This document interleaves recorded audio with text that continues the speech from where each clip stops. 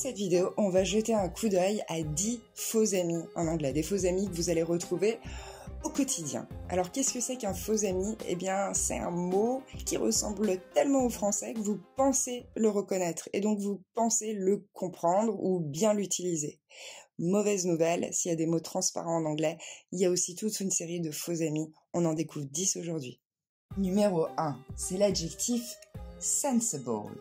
On regarde sa prononciation. L'accent tonique tombe sur la première syllabe, sen, ensuite c'est le son C, parfois l'américaine ce serait simplement ça, ball. Sensible. Et je vous laisse répéter. Sensible. Et donc, sensible ne veut pas du tout dire sensible, comme en français, même s'ils se ressemblent comme deux gouttes d'eau. Être sensible, on va le traduire par to be sensitive. Par exemple, c'est un sujet un peu sensible, un sujet un peu délicat, a sensitive subject. Ou encore, ma peau est vraiment sensible, my skin is really sensitive. Sensible, du coup, lui, va se traduire par raisonnable, sensé. Son synonyme d'ailleurs, c'est reasonable. Sensible et reasonable veulent dire exactement la même chose. Exemple, you can trust Jane, she's a very sensible girl. À retenir donc, to be sensible, c'est être raisonnable, être sensé, alors que être sensible, c'est to be sensitive.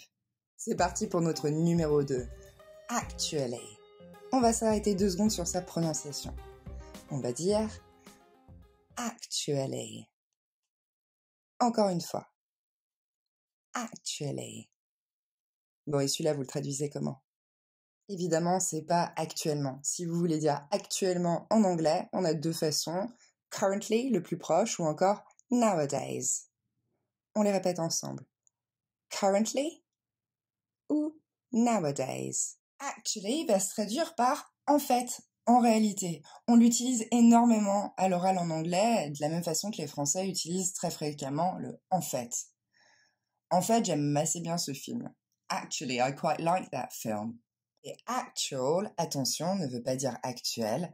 Actual, the actual situation, the actual problem, va se traduire par réel, concret, vrai. À retenir donc, actually va se traduire par en fait, en réalité. Actual par vrai, concret, réel. Alors que actuellement va se traduire par currently et actuel par current. Numéro 3. To assist. On regarde sa prononciation. L'accent tonique tombe sur la deuxième syllabe. Assist. Le premier son, ça n'est pas un A, c'est le son E qu'on va entendre. Et ensuite, c'est le son E. Assist. To assist. Encore une fois. Assist. Du coup, il faudra faire attention.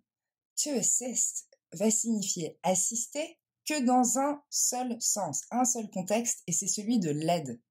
Du coup, vous devez pouvoir remplacer par to help, aider, au moins en termes de sens. Par exemple, j'ai le droit d'être assisté par mon avocat, c'est bien au sens d'être aidé par mon avocat. Et du coup, ici, ça peut fonctionner. I have the right to be assisted by my lawyer. Alors que si on veut dire assister à, par exemple, assister à une réunion, assister à une conférence, on ne pourra plus le traduire par to assist. Ici, il faudra utiliser le verbe to attend. Exemple, j'ai assisté à cette conférence en mars. I attended this conference in March. À retenir donc, to assist veut dire aider, ok pour le traduire pour assister, mais seulement au sens d'aider. Et assister à, c'est to attend. 4e mot, chance. On regarde sa prononciation. Chance. C'est le même A que dans they are ou car. Chance. Encore une fois, chance. Malheureusement, chance ne signifie pas la chance. La chance, on va le traduire par luck. Par exemple, bonne chance, good luck. Ou encore bad luck, pour traduire le pas de chance. Chance, lui, va se traduire par une occasion, un hasard parfois, ou encore une probabilité, une possibilité. On regarde les exemples. This trip is a chance to improve my English. Ce voyage est une opportunité pour moi d'améliorer mon anglais. Et je vous ai mis ici une petite tournure, qui est une tournure largement ironique, fat chance, pour introduire le manque de probabilité. Encore une fois, c'est peu probable. On pourrait encore le traduire par tu parles. Fat chance. À retenir donc, chance va se traduire par le hasard, une occasion, une probabilité, alors que la chance va se traduire par luck. Être chanceux, to be lucky. 5e mot, current. On regarde sa prononciation. Current. Current. Encore une fois. Current. Malheureusement, current ne signifie pas courant. Courant, on va le traduire par widespread ou encore common. Exemple, c'est une erreur courante. It's a common mistake. Current, lui, signifie actuel. Par exemple, la situation actuelle est difficile. The current situation is difficult. Ou encore, pour l'actualité, on va dire current affairs. Ou son petit ami du moment, son petit ami actuel, her current boyfriend. À retenir donc, current va se traduire par actuel, alors que courant, lui, va se dire common. 6e mot, to deceive. On regarde sa prononciation. Deceive. Plus rapidement. Deceive. Dernière fois.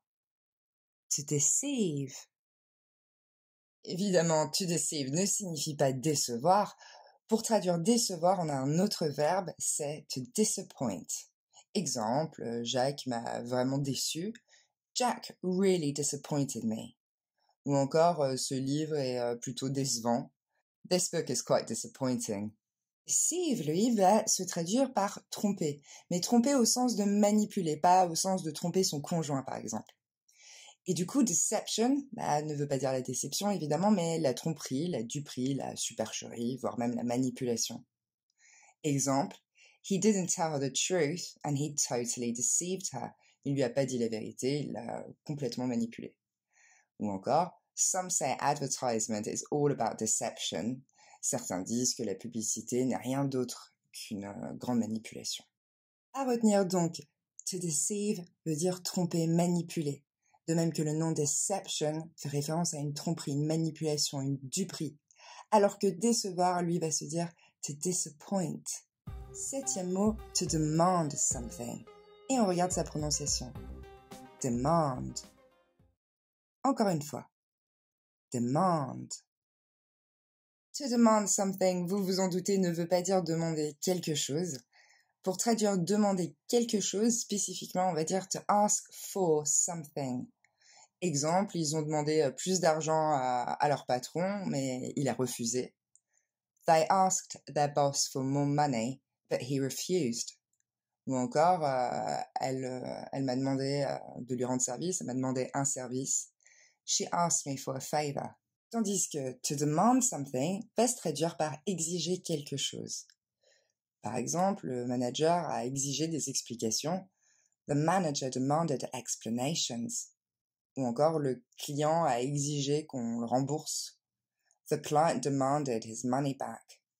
À retenir donc, to demand something, exiger quelque chose, alors que demander quelque chose va se dire to ask for something. 8e mot, eventually. Et là, on s'arrête sur la prononciation. Ça devrait vous rappeler un petit peu actually. Eventually. Encore une fois. Eventually. Et attention, eventually ne veut pas dire éventuellement.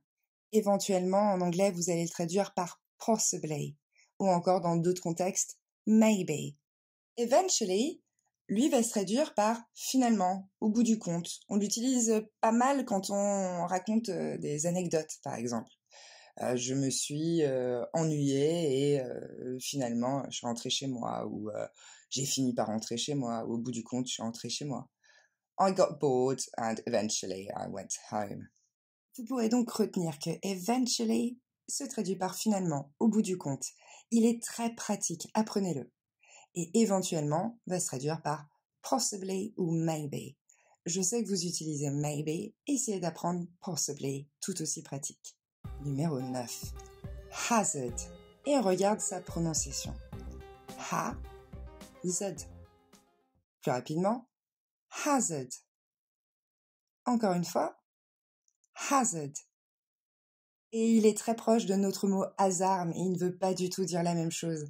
Un hasard en anglais, ça se dit chance, comme on l'a vu déjà, ou encore a coincidence. Par exemple, tu ne connaîtrais pas Jack par hasard, va se réduire par Do you know Jack by any chance? Alors que a hazard signifie un risque, un danger. Vous allez d'ailleurs retrouver ce mot sur des panneaux d'avertissement, par exemple biological hazard. À retenir donc, a hazard signifie un risque, un danger, alors qu'un hasard va se traduire par chance ou a coincidence. Dernier mot de notre liste, evidence. On regarde sa prononciation. Evidence. Evidence. Et evidence ne signifie pas une évidence. Une évidence en anglais, vous pouvez dire an obvious fact. Evidence, lui, signifie les preuves. Par exemple, les preuves lors d'une enquête ou d'une investigation. Evidence. Parfois, on pourra le traduire par un témoignage ou encore un signe. Exemple, with all the evidence we have against him, he must be guilty. Avec toutes les preuves qu'on a contre lui, il est forcément coupable.